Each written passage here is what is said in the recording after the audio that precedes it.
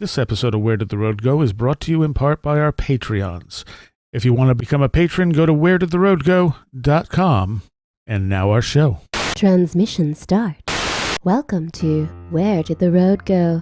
Join us as we wander off the path and explore lost history, consciousness, the paranormal, unexplained mysteries, alternative thought, and much more.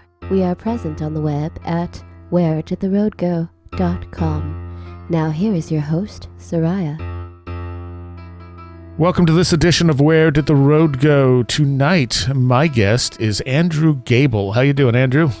All right. And you host a podcast called Forgotten Darkness. Tell us a little bit about this and why you started it.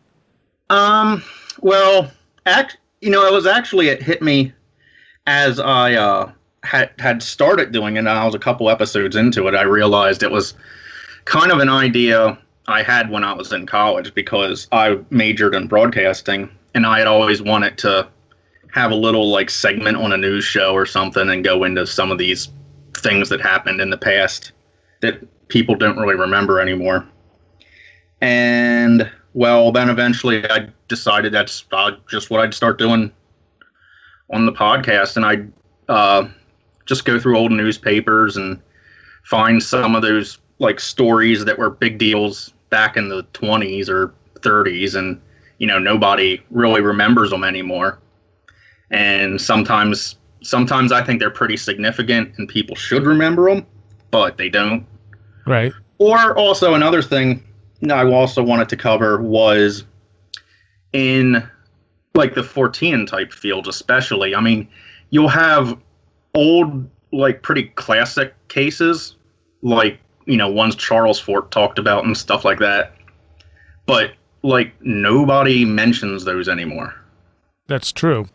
You'll have, these old reports from, back in the 19-teens and stuff, but they don't get written about very much. Whether it's because it's a ghost that kind of disappeared off wherever ghosts disappear to eventually, or whatever. And I kind of wanted to start looking into a little bit more into those too. So you've done 19 episodes so far? Mm-hmm. Have you always been interested in this stuff? Pretty much. Is it more the older stuff you're interested in, or just in general? Really, I'd say in general.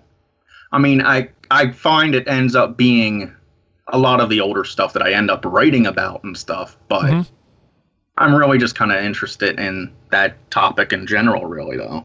And they're all just you, right? Yeah. Okay. So far. I am maybe thinking of doing some interviews and stuff coming up, but cool. So far they're all just me. And if people are interested, they can find it on Podbeam, forgottendarkness.podbeam.com. Right. Now you said you write. Do you have any of your writing up?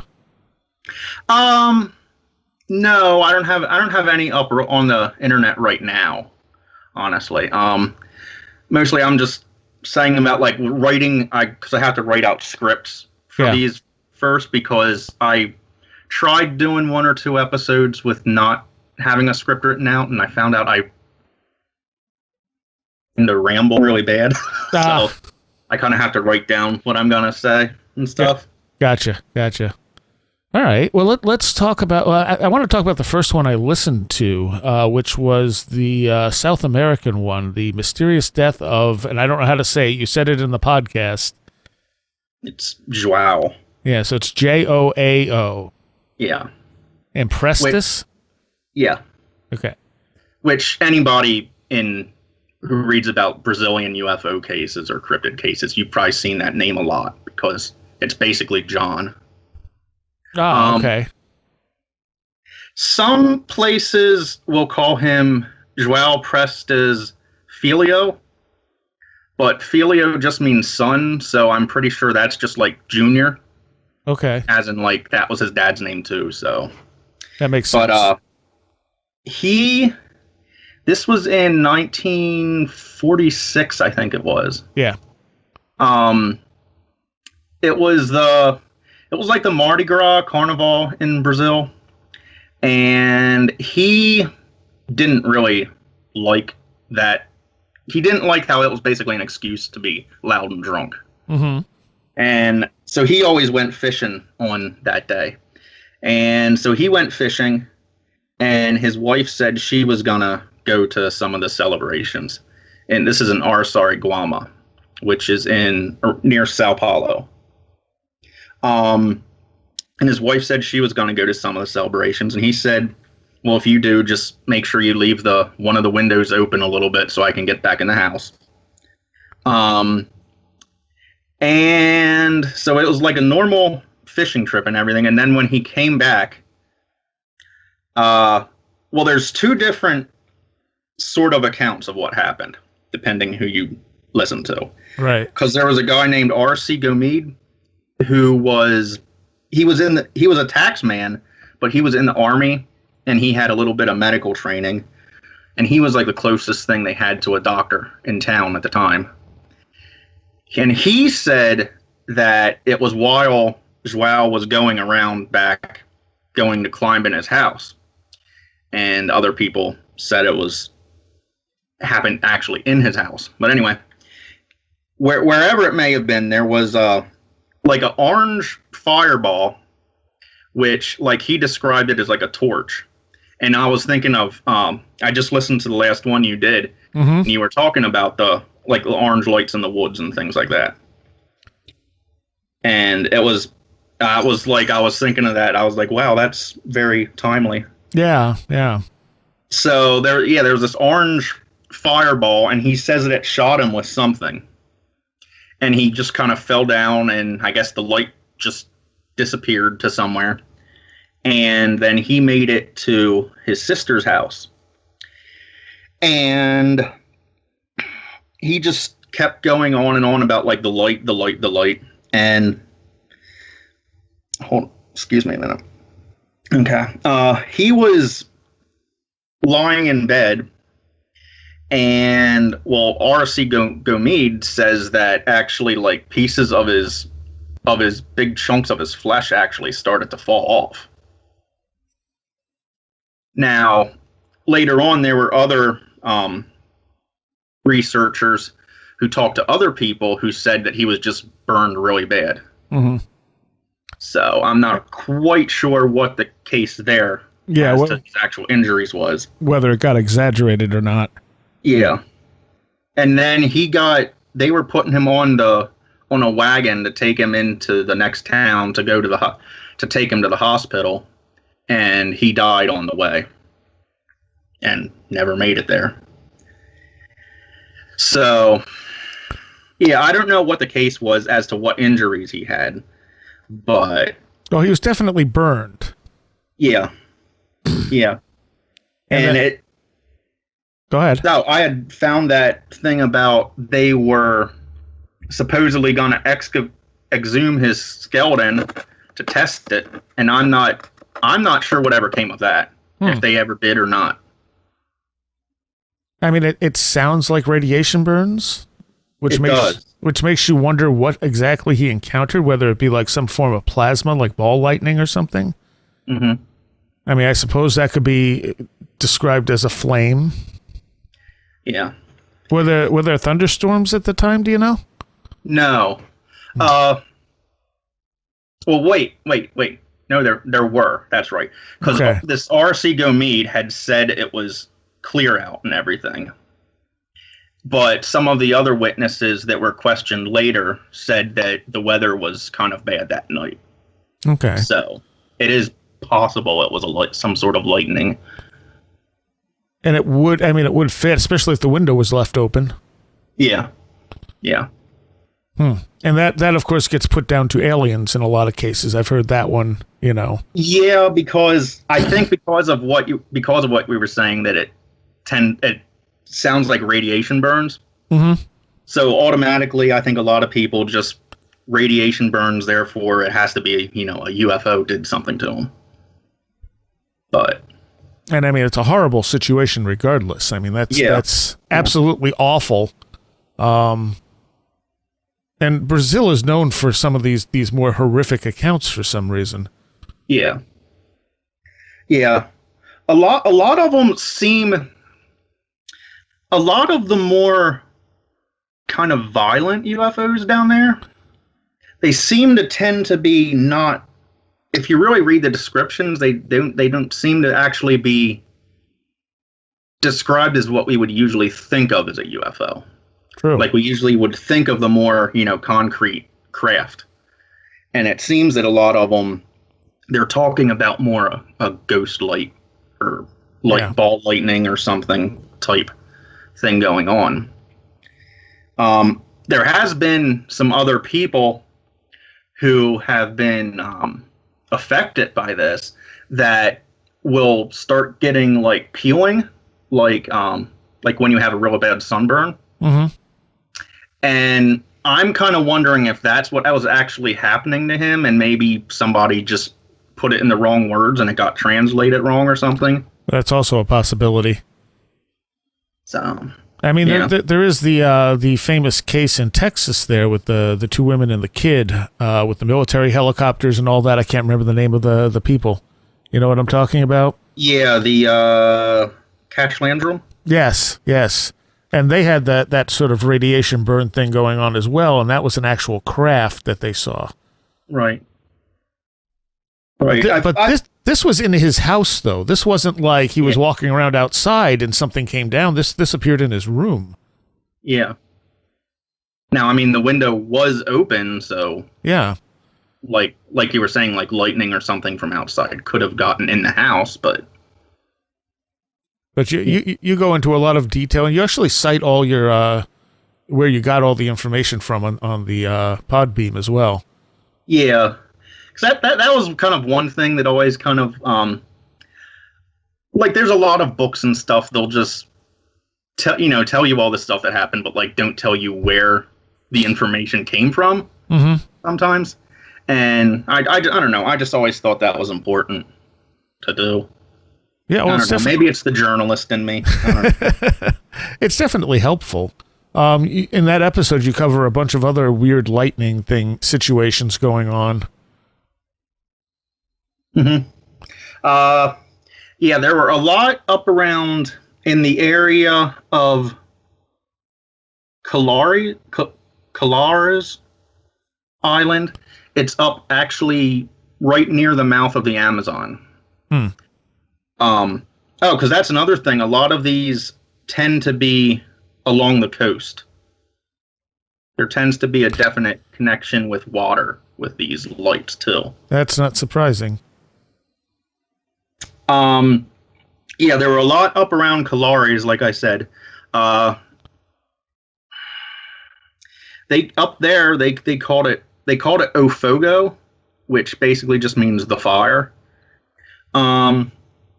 There were some people that got burned and things by it, some fishermen, and I mean, a lot of those ones up there the people weren't seriously injured.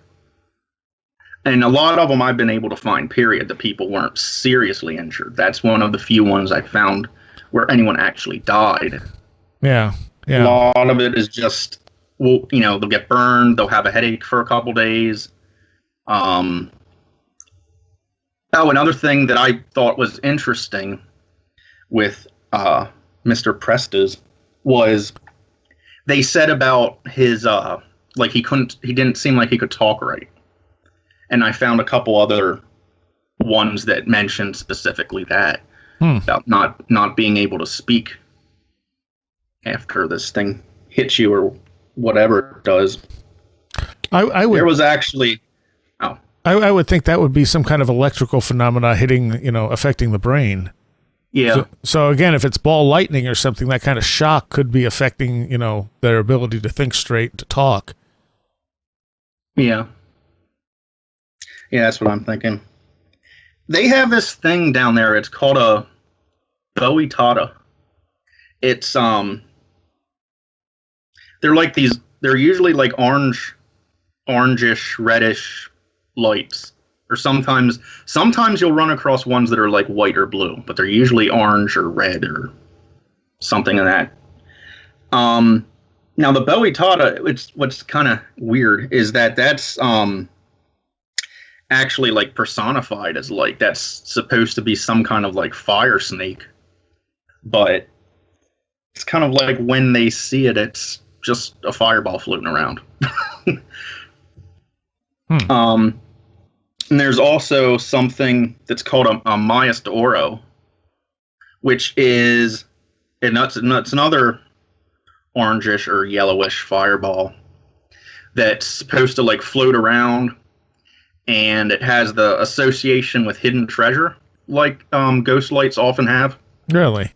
And you're supposed to follow it, and basically the first creek or waterway or whatever that it crosses over, you're supposed to look for gold in that creek, and there's supposed to usually be gold in there.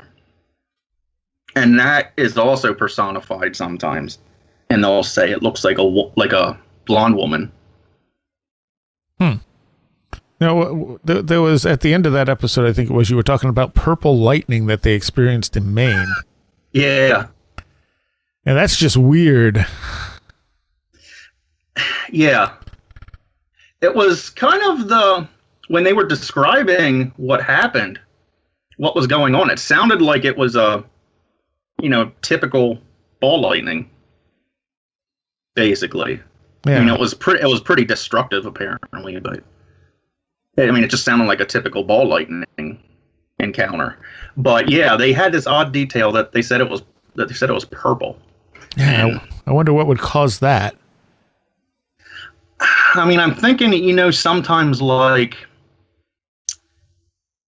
electricity can get sort of a bluish tinge sometimes. True. So, I guess depending on I don't even know what makes it change blue, if it's the current going through it or what. I'm not sure. Yeah. I'm not enough of an electrician to know that. It seems like it would be such a rare thing. Like, you don't normally hear about purple or even blue lightning. Yeah. Well, let's talk about your hypnosis episode. Okay. And you started out the episode talking about a recent case, which was, and I can't remember the guy's name, but he disappeared and was found a few days later in California, not knowing how he got there. Yeah. Did anything else develop from that? I don't think so. I never heard anything more about it. Outside of when it was in the news for a couple months ago. Yeah. And then I never heard anything more about it than that.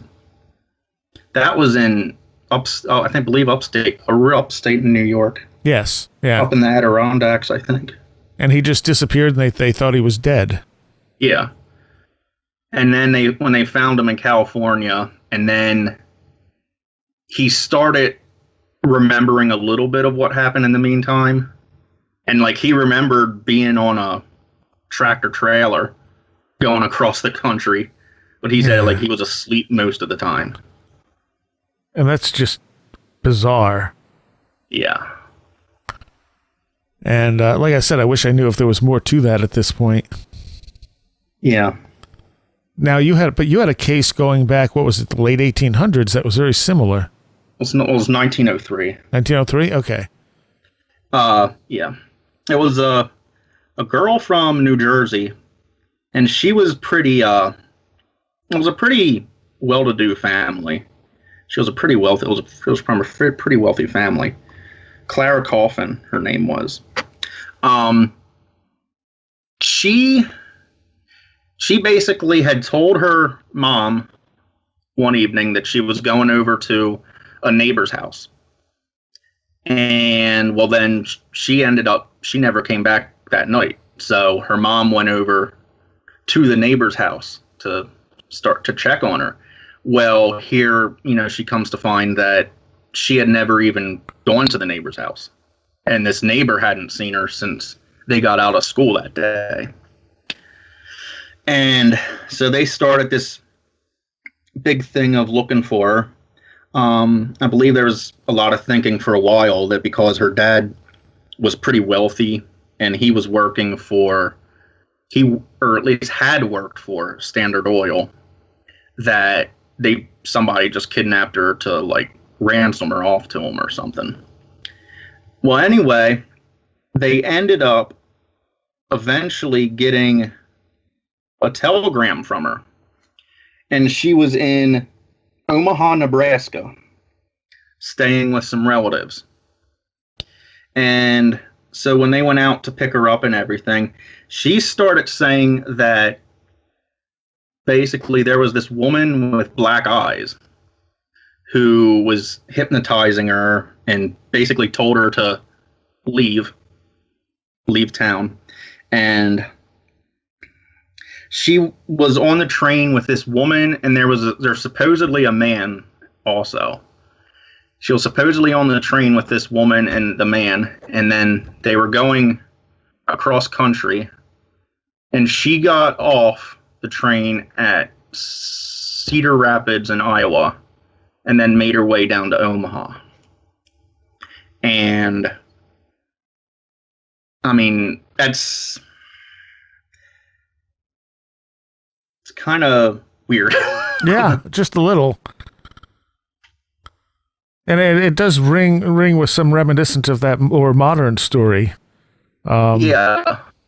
Because I remember when that started coming out, this old one was the first thing I kind of thought of, because I was like, sounds a lot similar to that. Because you have someone who disappears and ends up really far away from where they were. Yeah, without a really good explanation. Yeah. I had seen a mention by her dad that eventually, well, basically she never changed her mind from saying that it was this black-eyed woman. Like, I think at first there was a thinking that, okay, she says that's what it is. When we get her home and get her calmed down, and she'll tell us what actually happened. Well, she never changed her mind from that. That's what she's stuck with. And there was a mention I saw in an article that I actually had forgotten to mention in the episode by her dad, that she got very worked up and agitated anytime you'd even bring this up after that. And eventually, according to this article, they just stopped me even mentioning it to her because of the reaction she would have when you would talk about it. And that sounds a lot like well, one thing, I was kind of skeptically thinking was, maybe she just had some kind of mental problems and went off. But, that also sounds very similar to, just you have witnesses to different kinds of things that, kind of go into almost like a PTSD type thing if you even mention the sighting of whatever it was. True. They'll go back into their fear state or whatever. And so now, didn't they have people who said she was on the train by herself when she said she was with a woman and a man? Oh, yeah. She claimed that she was on with a woman and the man, yeah. But there were people who were working on the train who said that she was by herself the entire time. So, that was part of what was kind of making me wonder, did she just go off and was making up this story, or I don't know. Yeah.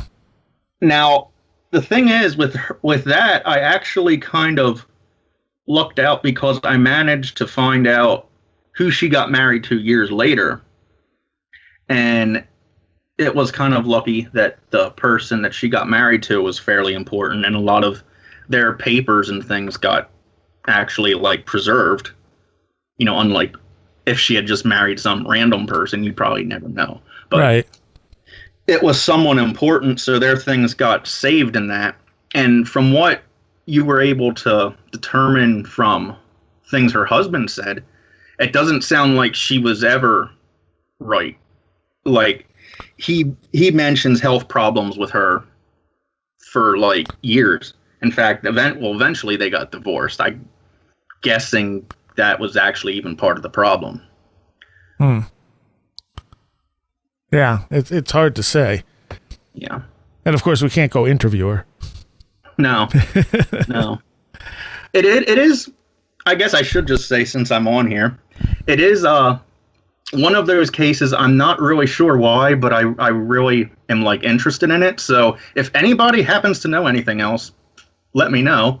But yeah, I mean, and you have quite a bit more information in the actual show, so people can go check that out if they want the details of everything. Yeah, and you had another one in that one that sounded like that also, if I remember right. No, it was the guy who got caught trying to hawk the woman's jewelry that he was working for, and he came up with this entire story about being hypnotized by some strange man to do this stuff. Yeah. Yeah, he said there was a guy with a gun who I think he said was sitting in the house. I think, yeah. Who hypnotized him to go steal this stuff from this woman. When I'm like, if you were sitting there with a rifle, why are you gonna go through the trouble of hypnotizing someone else to steal it? And I think he just put the stuff in the pocket and then said he'd meet him somewhere. And when he didn't show up, he tried to sell the stuff. Yeah. And it's like, that doesn't sound like an excuse. No. Very, very, very creative explanations, you know? Yeah. And then there was that one I had on there with the guy who got married but said he was hypnotized. And it's like, really, it just sounds, you married somebody you didn't want to. You got drunk and got married. But wasn't that? I'm sorry. No, that's okay. Wasn't that woman like sounding pretty crazy on her own? Yeah, because she was mixed up in another criminal case that was going on at the time, and it sounded like she had issues. Oh, so I thought the very last one that I mentioned on there was interesting because that was the one where the girl also mentioned a woman with black eyes. Yeah. And I vaguely remember that. What was the story behind that one? That was they found a girl dressed in boys' clothing in Coney Island, and she said she got hypnotized by this woman with black eyes who made her dress like a guy. Which is odd. Yeah. Huh. So one of the things you said you like doing shows on that you're really interested in is poltergeists.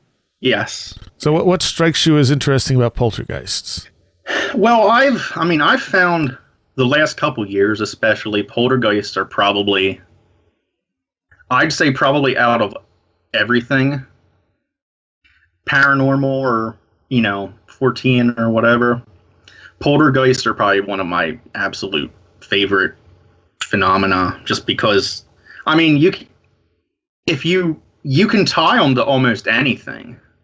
Almost any other 14 phenomena, I think, you have a way to tie them to poltergeists. Mm-hmm. Some of the same features come up a lot. Yeah, we've been talking about that a lot lately, like with, when people say they've encountered Bigfoot, but they didn't actually see a creature, but they get a lot of the poltergeist effects. Yeah, right. You find like anyone who's had some of these weird experiences often experience poltergeist effects afterwards. Mm-hmm. Yeah. I'm especially have like a kind of a weakness for the ones that talk. Because you every once in a while you get them. Not very often, but there's a handful of them. Jeff the Talking Mongoose. Yeah, that's one of my favorites. Yeah. There's a couple other ones that have talked. The Devil of Glen Luce, which is one of them that I just did an episode on. No, talk a little bit about that one. That was in Scotland. It's in. See, I always read something wrong where people always said, "Oh, it doesn't. The town doesn't exist anymore." Well, no, it does. You go on Google Earth, you can find right where it is. It still exists. It's in western Scotland. It's right down. It's right down on the coast, actually. There was this poltergeist that, yeah, it was talking. Like the one day, the one daughter was standing by a well, and this poltergeist told her a couple times how that I'll throw you in the well. I'm trying to think of specific things that it said. Did it actually try to throw her in the well? I don't. You know, the account actually didn't say that. I don't think it did. Okay. I know it was arguing with people about taking plates of food from them and stuff, and I can't remember exact statements it made. Okay, but that's fine. The account that I had, the person seemed to, for some reason, be really, really convinced it was the son in the family, had learned ventriloquism and was doing this as a hoax. But it's like, I don't really know why, because I don't see anything that suggests why you would swear he was the center of it, or the focal point. Yeah. So. Yeah, I like I said, I forget exactly what it's said, but. What do you think the strangest poltergeist case you've come across has been? Going back to what I probably Jeff. Yeah. For anyone who doesn't know, I know we've covered it on the show before, but for anyone who doesn't know, want to tell people a little bit about Jeff? Yeah, it was a family. There was 3 of them that lived in a little farmhouse out in the middle of nowhere on the Isle of Man. And they'd hear these like scratchings inside the wall, and then there was this voice that would be talking to them, and the dad apparently kept like a really good record of everything this mongoose is supposed to have said, which they called a mongoose because that's what he said he was. Right. He made like really bizarre statements. Like, well, the one that always strikes me because it's like a really subtle threat, but not really, is when he like would say that like, it's lucky that I like you because I could kill you all, but I won't because I like you. And it was like, but that, and it also kind of reminded me of the Bell Witch in a way. Yeah. He reminded me of the Bell Witch in a lot of ways, because he said that he had like all these other spirits that were like bound to him or something. What? And the Bell Witch said something similar. So didn't he also claim to be the reincarnation of something? I can't remember. An Indian guru or something? Oh yeah. That's right. Because he said about like the spirit got reincarnated as a mongoose, and yeah. But it was just kind of funny because it's like, as much as he kind of somewhat acted like there was potential for him to be malevolent, it's like he never really did anything. Yeah, and he did the most he ever did was like, I went down to the train station and I stole a bus conductor's sandwich. Right, and he would occasionally spread gossip of things that they didn't know about. Yeah. Which is interesting. Now, I know a part of thinking with that is that the daughter and the wife started this hoax, and then the dad basically started to believe it, and they kind of just had to keep it going. But I don't know about that 100%. Yeah, well, it seems like most poltergeist cases eventually end up with some hoaxing into them as they start to peter out. Yeah. For whatever reason, people like the attention, or they feel like they have to keep it up, and then it starts to cease. Yeah. Another thing I found interesting was that there was apparently like mentions in the dad's accounting that it was the daughter who was like the focal point of the poltergeist or whatever. But it's like, I haven't seen you really record anything, like focusing on her. Yeah. It almost doesn't even really seem to be focused on anybody. It just almost seems like it was just something that was there. Yeah. Yeah, it is a little bit odd. I mean, it's an odd poltergeist, period. Yeah. It kind of stands out because I don't think any other poltergeist has ever claimed to be a mongoose. Yeah, and there didn't seem to be much other poltergeist stuff happening other than the talking. Well, there was knocking, wasn't there? Yeah, there was noises once in a while, but I don't think there was any like things being thrown around or anything like that. Yeah. It's definitely a weird one. Tell people a little bit about the Bell Witch if they don't know. The Bell Witch obviously was in Tennessee. It was a poltergeist that appeared in this little cabin. I'm trying to remember all the specifics because it was a while since I read about this last. But I remember there was early on. This is another thing that is pretty common in poltergeist cases, actually. Early on, there was an account. There was I believe some of the sons saw some kind of strange animal in one of the fields near the house, which I thought was pretty significant because you see little animals a lot in poltergeist cases too. And I honestly can't remember everything that happened in the house. I know, long story, by the end of it, it ended up actually killing the dad.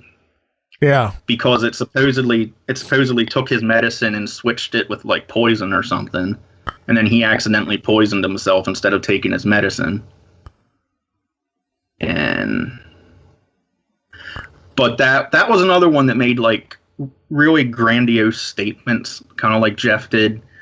Like it was like, I'm the heir and all this, but it was a lot more hostile. Yeah. It claimed that it had like 4 or 5 other spirits bound to it, and now, don't people believe that now it resides in a cave or something? Yeah. And how does that all connect, do you know? I think, if I'm remembering right, I think during the original thing, I believe it did say that's where it came from. It did say it came from this cave.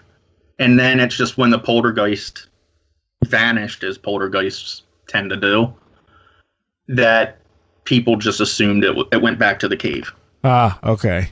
And, well, it might just be floating around in the ether somewhere. Who knows? What other ones have struck you as particularly interesting?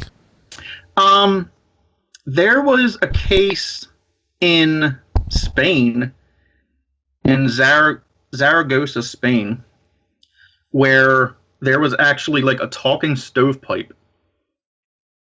Really? Yeah. That was,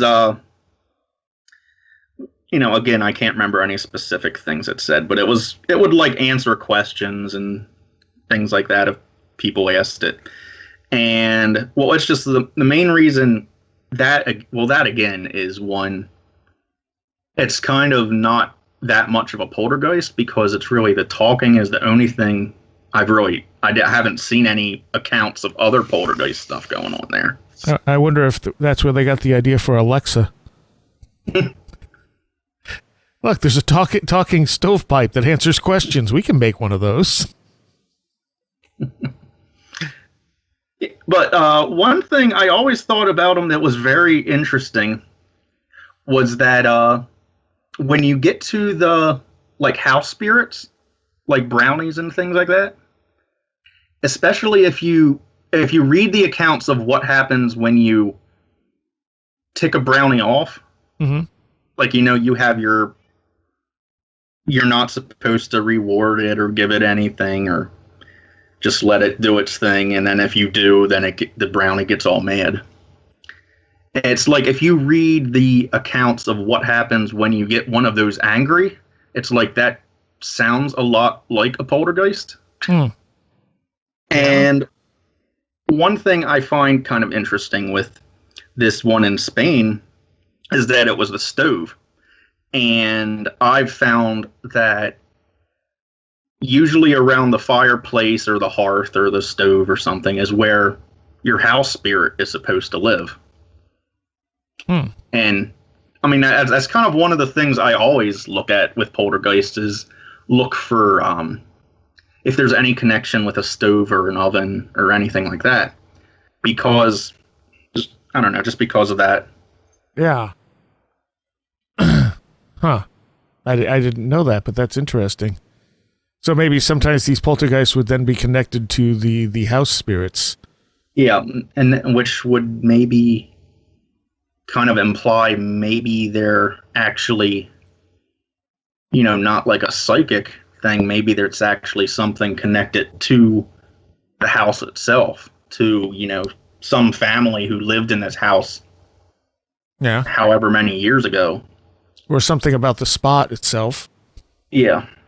I mean, because with the Russian domovoi, there was an idea that like just because like a family moved out of a house, like their domovoi didn't necessarily come with them, and they had this tradition that when you moved out of a house, you had to go through like this ritual and everything of asking your domovoi to come with you. Because then, if it didn't, it would just stay in the house. And then when a new family moved in and they'd bring their domovoi with them, then the two would get in like a fight with each other. Huh. So it's almost like a house tulpa. Yeah, kind of. That's interesting. I've never heard that before. And you said that's Russian? That particular one is Russian, yeah. So there's other versions of that? I'm not sure. I'm not sure. I mean, the domovoi was even though he seemed to be a bit more connected to like the family itself, it seemed like in practice he seemed basically the same thing as a brownie or a regular house spirit. So I don't know if there was the same sort of idea with the brownies or not. I mean, I have never seen it, but I'm not going to say there isn't. What do you think is going on when people have these poltergeist cases?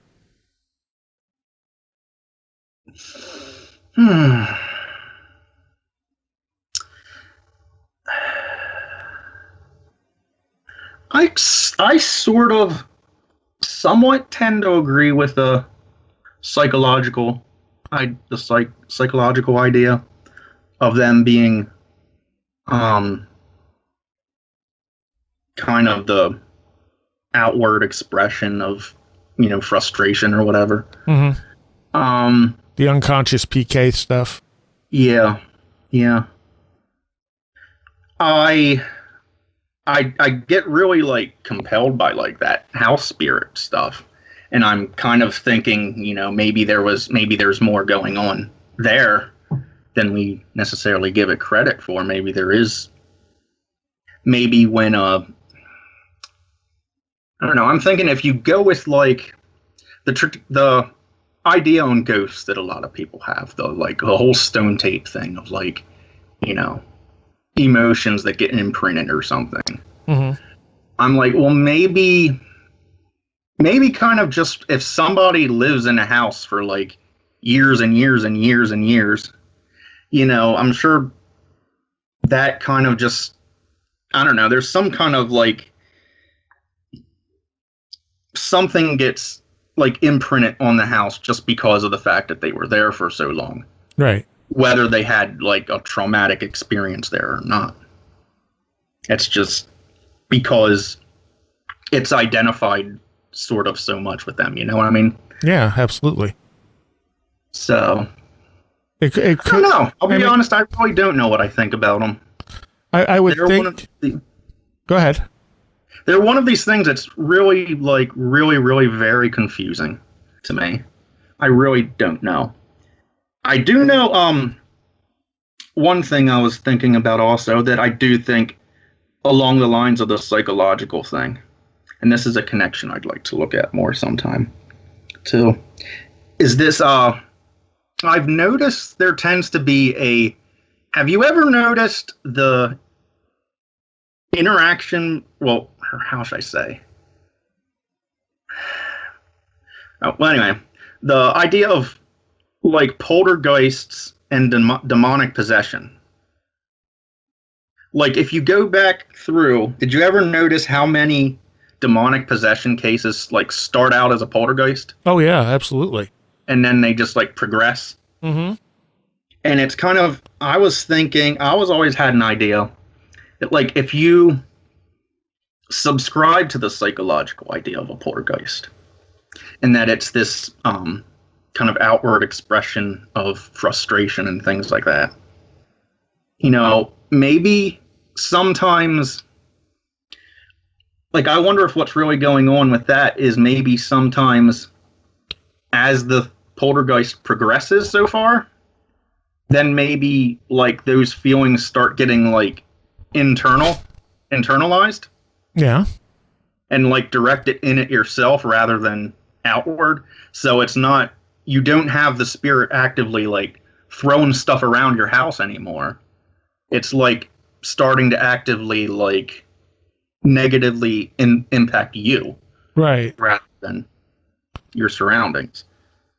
I think it was Red Pill had thrown out the idea that perhaps in some of these cases there is a spirit that sort of latches on to the person who's having the sort of, unconscious PK energy, kind of utilizing it, you know? Mm-hmm. And I thought that was an interesting idea. Yeah. Just kind of like I don't know. I don't really know how to say it. Kind of like you have, if you go walking in the woods, you're gonna get bit by mosquitoes, probably. Right. You know, if you have this active PK, as you call it, maybe, you know, you are gonna get things are gonna get drawn in. Mm-hmm. Mm-hmm. Yeah. So sometimes there may actually be a spirit behind it. Yeah, there probably is sometimes. Like, for example, like Jeff, I think that when you have the talking ones and things, I think those probably are actual entities, because I don't know, they just seem to have like enough of a like personality of themselves on their own and things. Well, that's like the Enfield poltergeist. You know, it she knew information about the person who had lived and died there before, so maybe that person's spirit really was there, but it was using her PK energy to manifest. That could be. It's hard. That was kind of an interesting one too. Yeah. And then it's been, I mean, that's one of those ones that's been so fictionalized that it's hard to see what was really there in the first place. Yeah. So, what other type of stuff do you cover in the blog? Do you want to pick one of the other ones? I think what else I looked into. I had one on the Nellie the Lion sightings. Okay. Which was back, I think they were back around 1917 in Illinois. People were like supposedly seeing like this African lion. And I was just, because it was like, kind of one thing I'm thinking when, like I remember when Lyle Blackburn did the book on the Boggy Creek Monster a couple years ago. Mm-hmm. And he said how it was like, for something that was around for so long, it was like you always hear like the same two encounters with it. Right. And that like, but anyway, this was like the same sort of thing. It was kind of, you always heard the same couple sightings, but it's like this was supposedly such a big thing. So I was like, okay, well, I want to go look through the newspapers back then and see how big a thing it really was. And there's actually a lot of sightings you don't usually hear. One thing I always thought was interesting, though, was the witnesses, they'd always say it was an African lioness. So I'm thinking, like, okay, then, like, you have your image of an African lion with the big mane and everything. But I'm like, but this is an African lioness. So it doesn't have the mane. Yeah. So what makes you say it's a lion rather than a mountain lion? True. I mean, a mountain lion would look the same as an African lioness. Yeah. And I mean, I kind of think that's does tend to be what was going on. I think it was probably a mountain lion. And that would be odd. What was the area? It's around Monticello and like Decatur, Illinois. Yeah, so that would be an odd thing to see there.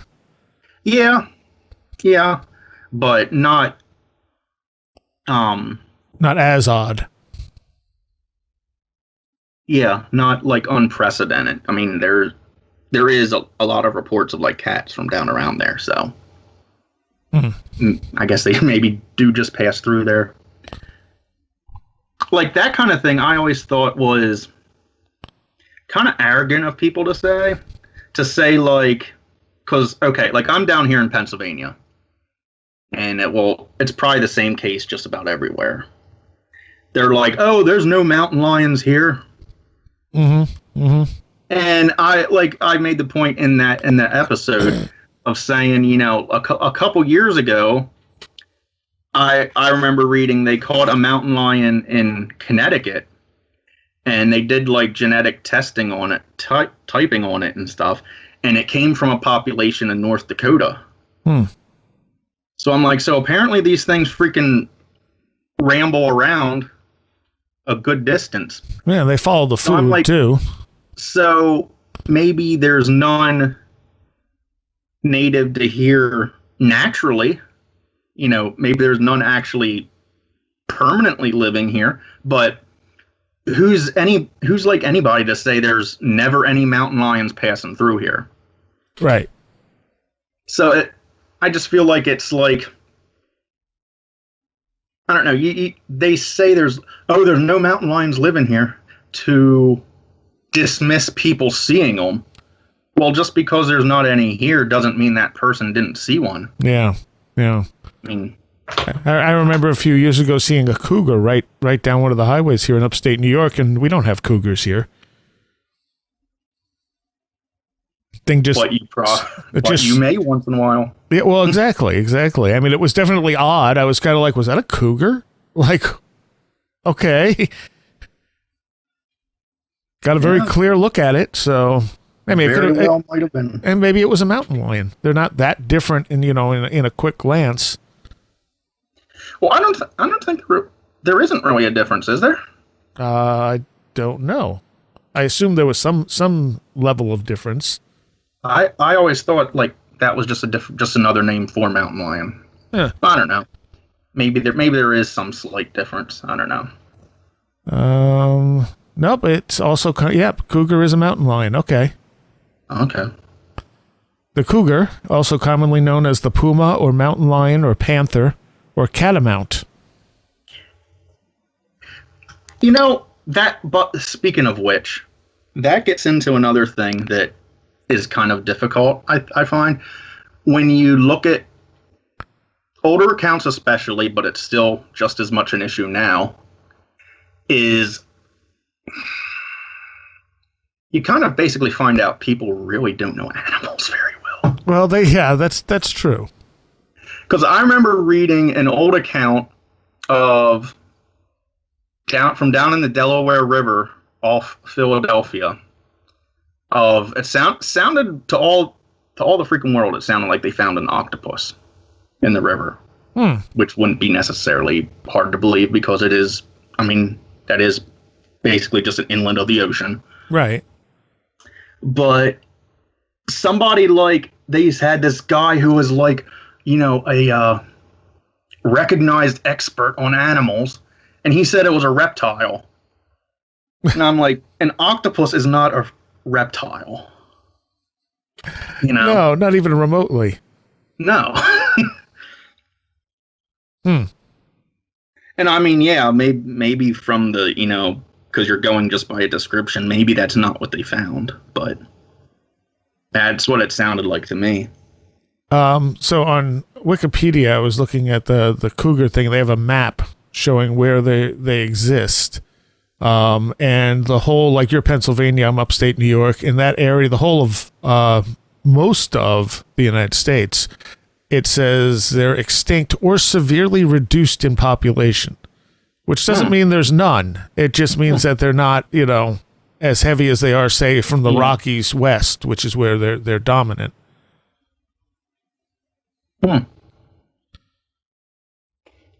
So maybe not that strange. No, I don't think sightings of cats are really that odd at all. And you also cover a lot of true crime stuff from way back. Yeah.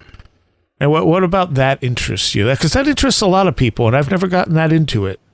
Well, I mean, probably with that, because I first got I was really interested in Jack the Ripper. And then I think kind of as you're hanging out on message boards and stuff about that and talking to different people about it and stuff, and eventually you start finding out about other ones that were kind of similar and just start digging around on them and stuff. And I mean, I think really that's pretty much how I got started, got started on it, I think. I don't know why. For some reason, I just always kind of was interested in that aspect of things too. And obviously because of the old newspapers, because of the timing and everything. I mean, that tends to have been covered really, really well. Yeah. Yeah. I'm trying to split the podcast up kind of 50-50 on true crime stuff and the odder stuff. Kind of, I think for a while I was kind of weighted more toward the true crime end, and I'd like to start, getting more even distribution between the two. Yeah. What's been the strangest real crime story you think you've covered? Well, other than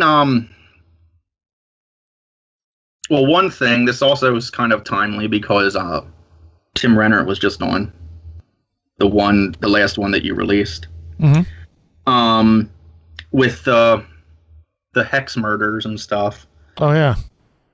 I kind of want to start I want to have a little series of covering them, because there were a lot of them. There were more, I think, than people necessarily realize. Or ones that got Hex dragged into them, whether or not that actually had anything to do with it, I don't know. But people at least kind of tried to drag that into it. Right. But I would say the strangest one, one I found odd, just because I kind of actually even hesitate to call it a true crime, because you don't really know exactly what even happened in it.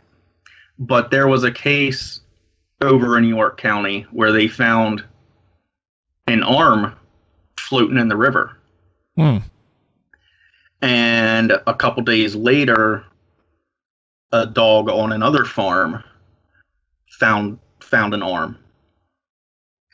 And like I said, I kind of hesitate to call that a true crime because of that, you don't know for sure what happened. Yeah.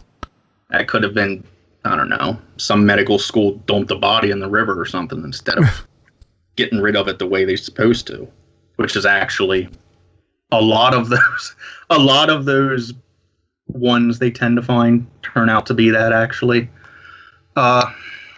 So yeah, I just always thought that was kind of a noteworthy one. There's one I'm working on that kind of actually sort of would like straddle the line between like this weirder kind of stuff and the crime angle. You know, what's that one?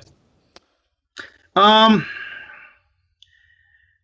basically because you have the you know, famous, really famous the last couple of years because they talk about like all the time, but like Villisca. But it's just kind of like, I feel like people don't ever mention very much the fact that I don't know if that wasn't his. I don't.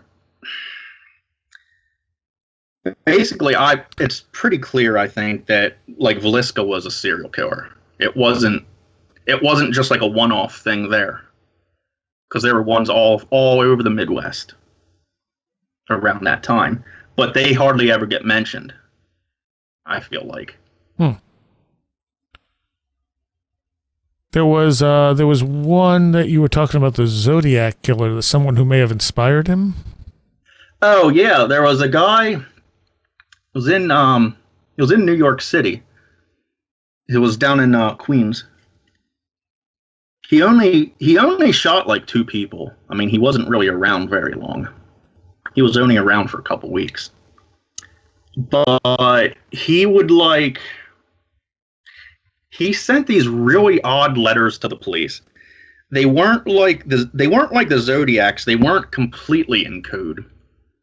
But they had all these really weird like serial numbers and code names for people and stuff like that. And you know, like the first guy who got killed was Joseph Mazinski. So he'd like always like refer to like Mazinski 487654 or something. And it was like real weird. And he'd always have like, you know, if you want to prevent anything more, you have to follow these directions. Well, then of course all the directions are like complete gibberish. So it's like, how are you supposed to follow these directions? But he's like, but the people who matter will understand what this means. He claimed that he was looking for documents. He said he was like a Russian spy, and he was looking for these documents that the people had stolen, and that's why he was killing people. Like he got one document back from the one guy, and then he got one from the second guy, and then he was like, oh well, you know, I got one from this other guy here, so I don't have to kill anybody else, so you won't hear anything more from me. And then that was kind of the end of it. Wow. So did you just feel that was an inspiration for the Zodiac, or was there an actual connection there somewhere?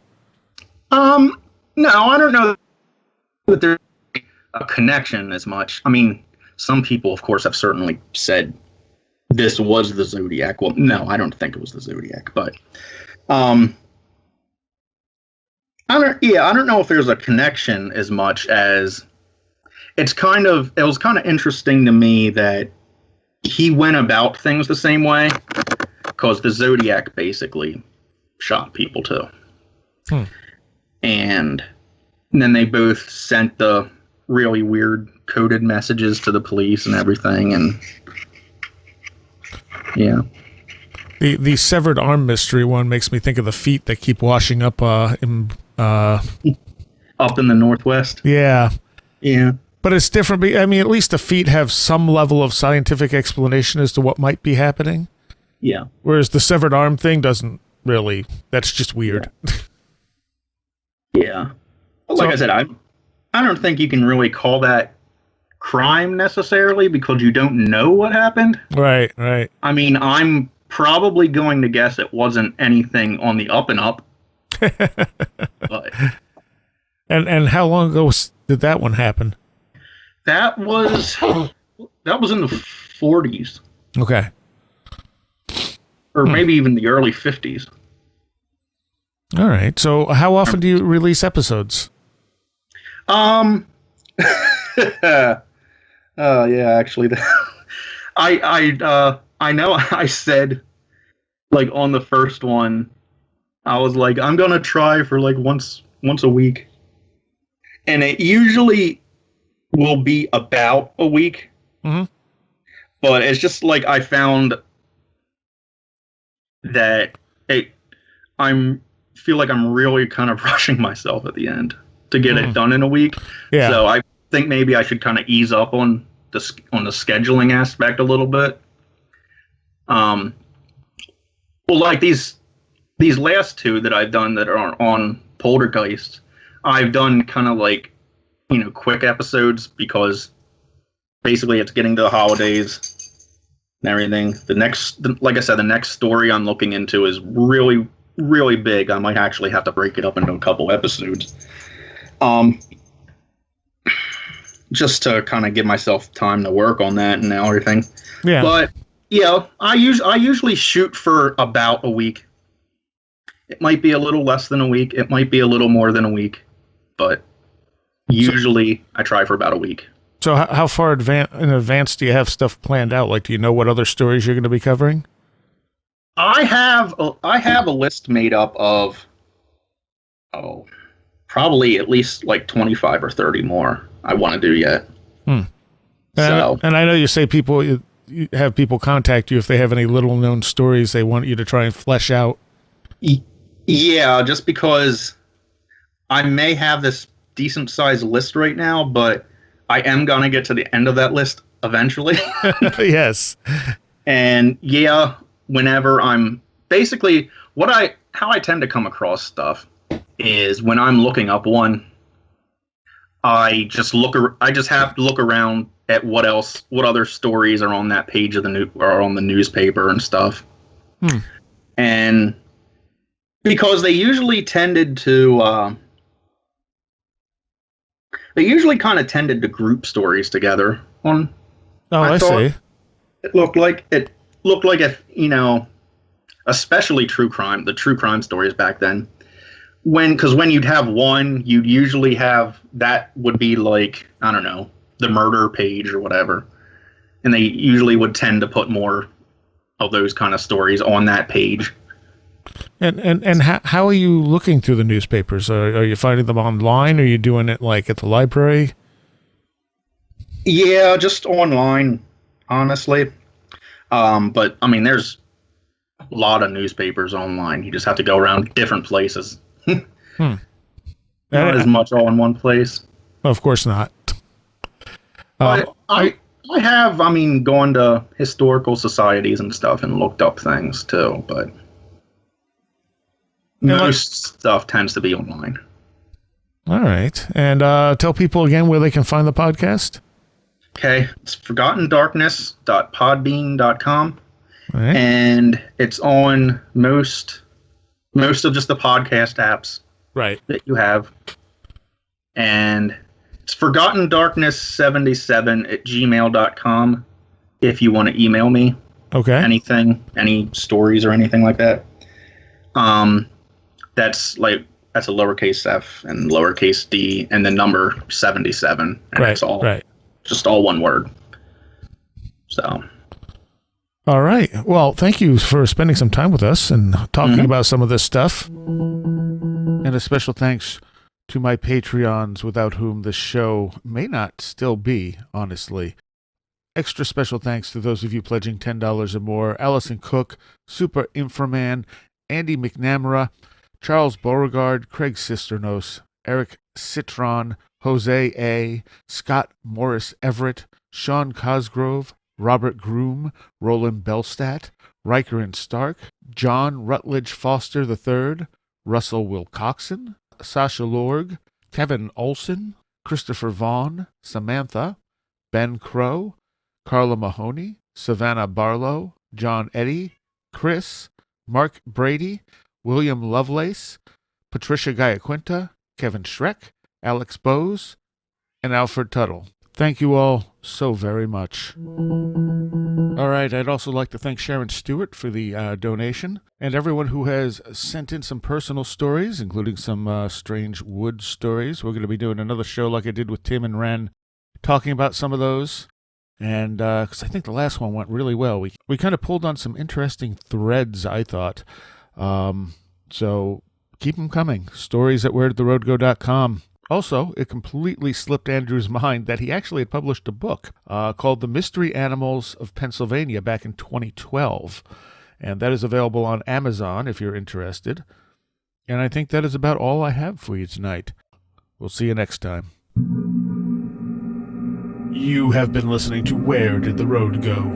This show is made possible in part from our Patreons, and we thank you and everyone listening for helping us continue this exploration of the strange. You can always find everything Where Did the Road Go related at www.wheredidtheroadgo.com. And thank you so much for your support.